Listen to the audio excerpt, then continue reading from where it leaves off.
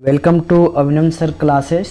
Hello students, आज हम discuss करेंगे प्रश्नावली 7.3 का क्वेश्चन नंबर 4। देखिए क्वेश्चन ये कह रहा है कि उस चतुर्भुज का क्षेत्रफल ज्ञात कीजिए जिसके शीर्ष -4, -2, -3, -5, 3, -2 और 2, 3 है। सॉल्यूशन का फर्स्ट स्टेप होता है क्वेश्चन को नोट करना। तो हम यहाँ पर लिख लेंगे, माना कि जो चतुर्भुज है उसके शीर्ष ए है -4, -2, बी -3, -5, सी 3, -2 और डी 2, 3। आप एक चतुर्भुज बना लेंगे और इस चतुर्भुज का नाम दे देंगे ए, बी, सी और डी। अब ए का निर्देशांक क्या है? -4, -2 और बी का निर्देशांक क्या है? 3, -5, सी का निर्देशांक 3, -2, डी का निर्देशांक 2, 3। अब यहाँ पे आप नोटिस कीजिए, यह एक चतुर्भुज है ए, बी, सी और डी। अब इसका क्षेत्रफल निकालना तो हम एक आइडिया लगाएंगे। आइडिया ये है कि इनके जो विकर्ण है, विकर्ण ए व सी को आपस में मिला दीजिए। जब इस विकर्ण को मिला देते हैं तो एक त्रिभुज बन जाता है ए, बी, सी और एक दूसरा त्रिभुज बन जाता है ए, सी, डी। अब क्या कर सकते हैं, पहले इस त्रिभुज का क्षेत्रफल निकालेंगे, फिर दूसरे नंबर पे इस त्रिभुज का क्षेत्रफल निकालेंगे, फिर इन दोनों त्रिभुज के क्षेत्रफल को आपस में जोड़ देंगे तो हमें चतुर्भुज ए, बी, सी व डी का क्षेत्रफल निकल आएगा। तो यहाँ पे लिखेंगे चतुर्भुज ए, बी, सी, डी का क्षेत्रफल बराबर त्रिभुज ए, बी, सी का क्षेत्रफल प्लस त्रिभुज ए, सी, डी का क्षेत्रफल। तो अब बारी बारी से इन दोनों त्रिभुज क्षेत्रफल निकालेंगे, फिर इन दोनों को प्लस कर देंगे तो चतुर्भुज ए, बी, सी, डी का क्षेत्रफल निकल आएगा। अब देखिए यहाँ पे त्रिभुज ए, बी, सी का क्षेत्रफल बराबर क्या हो जाएगा? 1/2 x1 ब्रैकेट में y2 minus y3 plus x2 bracket में y3 minus y1 plus x3 bracket में y1 माइनस y2। अब क्या करेंगे, यहाँ पे x1, x2, x3, y1, y2 और y3 इनके मान अलग से लिख लेंगे सो डैट क्वेश्चन को सॉल्व करने में कोई प्रॉब्लम ना आवे। तो यहाँ पे लिखिए x1 का मान, फिर x2 का मान, फिर से x3 का मान। ऐसे यहाँ पे y1 का मान और ये y2 का मान और यहाँ पे y3 का मान। यहाँ से देखिए x1 क्या है, जो पहले नंबर पे होता है आपका x1 होता है और दूसरे नंबर पे होता है वो y1 होता है। और दूसरा बिंदु है तो यहाँ पे शुरुआत वाला x होगा तो x2 हो जाएगा। ये तीसरा बिंदु है तो ये आपका x3 हो जाएगा। तो x1 का मान -4, x2 का मान -3 और x3 का मान 3, y1 का मान -2 और y2 का मान -5 और y3 का मान -2।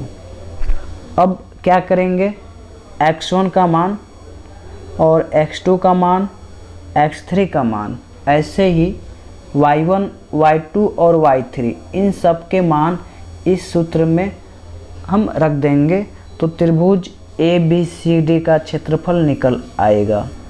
तो आइए आगे सॉल्व करते हैं। तो यहाँ हो जाएगा त्रिभुज ए, बी, सी का क्षेत्रफल बराबर 1/2। देखिए यहाँ पे x1 का मान -4 है तो यहाँ पे -4 रख दीजिए। फिर यहाँ पे कोष्टक है तो एक मझोला कोष्टक बना लीजिए।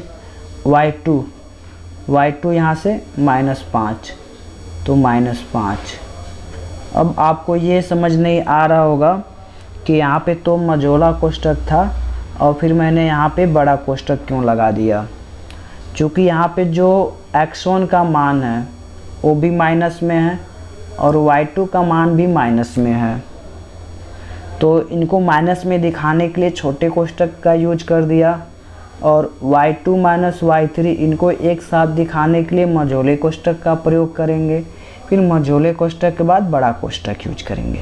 यहाँ पे माइनस है तो माइनस कर दीजिए, y3 का मान यहाँ से कितना है -2 है।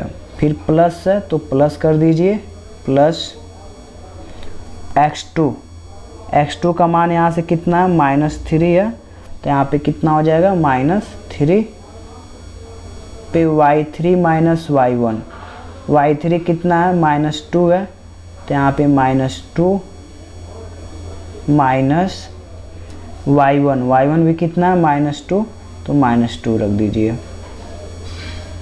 यहाँ पे प्लस है तो प्लस कर लीजिए, x3 का मान 3 है तो 3 कर दिया।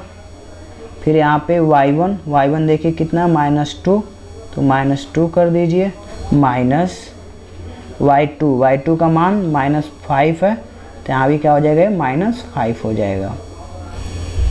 1/2 बड़ा कोष्ठक -4, ये हो जाएगा -5 और ये माइनस और ये माइनस और माइनस प्लस हो जाएगा, तो यहाँ पे मझोले कोष्ठक में -5 प्लस 2 हो जाएगा। ये प्लस है और ये माइनस है, जब प्लस और माइनस का गुणा होगा तो ये माइनस हो जाएगा और ये 3 हो जाएगा। मझोले कोष्ठक में -2 हो जाएगा, -2 और ये माइनस और ये माइनस और माइनस का गुणा होगा तो प्लस हो जाएगा, +2 हो गया। यहाँ +3 है तो +3 कर लीजिए, -2 तो -2 कर लीजिए, माइनस प्लस हो जाएगा तो +5 कर देंगे और कोष्ठक बंद।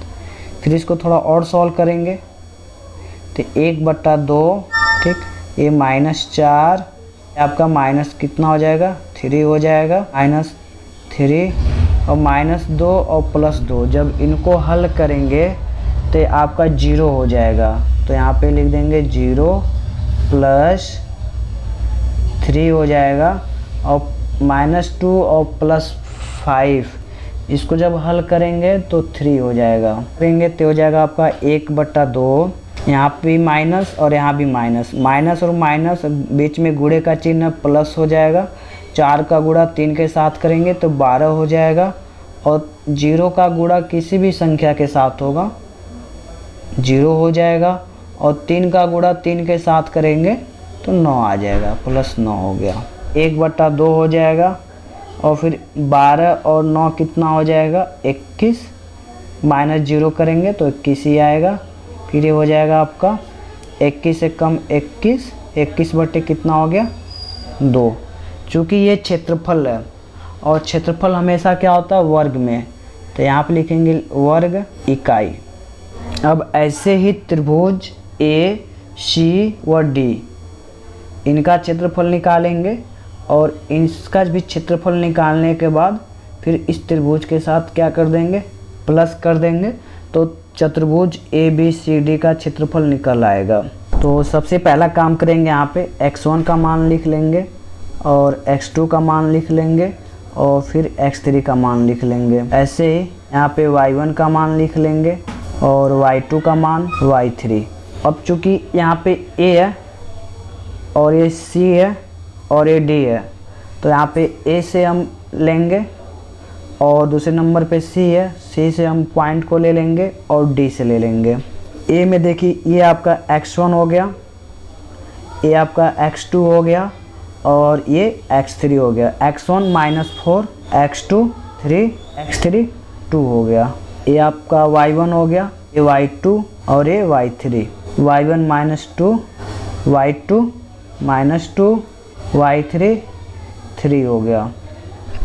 x1, x2 और x3, ऐसे ही y1, y2 और y3 इन सब के मान इस सूत्र में हम रख देंगे त्रिभुज ACD का क्षेत्रफल निकल आएगा बराबर 1/2। अब यहाँ पे x1 है और x1 का मान -4 है, तो यहाँ पे -4 हो गया।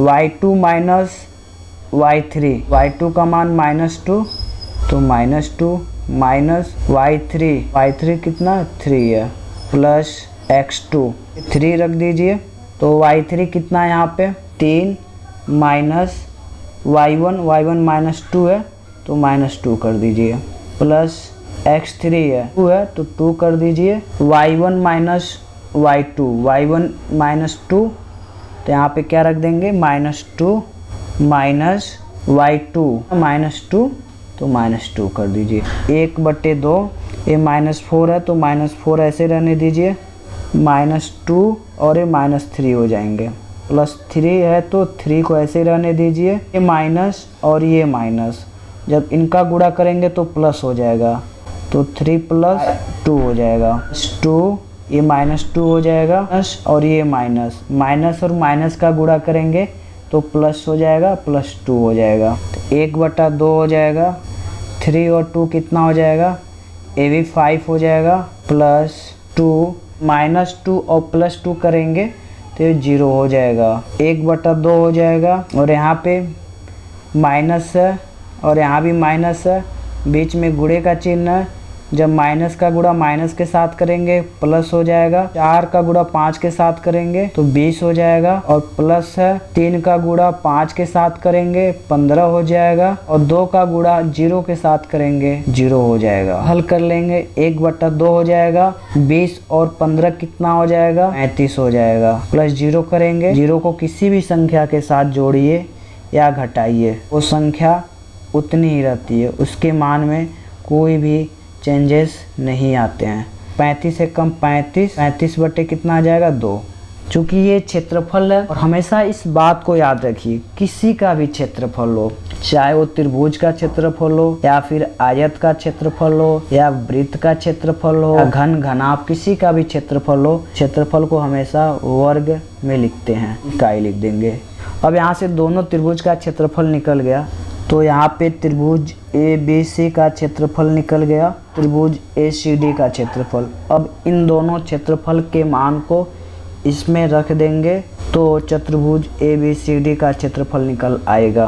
क्षेत्रफल बराबर 21/2 प्लस 35/2। चूँकि दोनों का हर एक समान है, एक बार लिखकर दोनों अंश को जोड़ सकते हैं। यहाँ पे 21 + 35 हो जाएगा, 56/2 हो जाएगा, फिर 2 से डिवाइड कर देंगे इसको, 2 × 1 = 2, 2 दूनी 4 और 2 8 16, 28 वर्ग इकाई।